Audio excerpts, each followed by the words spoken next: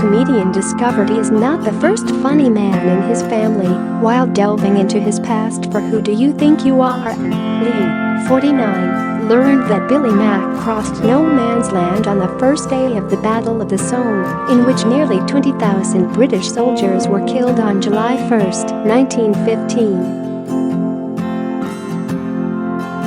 Not only did Billy, 25, survive, he continued to be part of comedy troupe The Optimists, who sometimes performed on the front line, even after a battle. Lee said, "That's unbelievable, to have been shot at, or perhaps to have killed someone, and then to walk on stage. This boosting of morale during the war can't be underestimated." But the not going out star is shocked to learn Billy, real name William McKillop, was among the first middle-class recruits into Liverpool's Four Pals battalions, which promised to keep men together with people of a similar class and background. On the BBC One show, Lee visits Knowsley Hall, near Liverpool, where the recruits trained, before heading to northern France. Lee said, "It's well in keeping with these middle-class soldiers and their boaters turning up here and thinking, right, we'll just have an Earl Grey, and then we'll get on with the fighting, shall we, chaps?"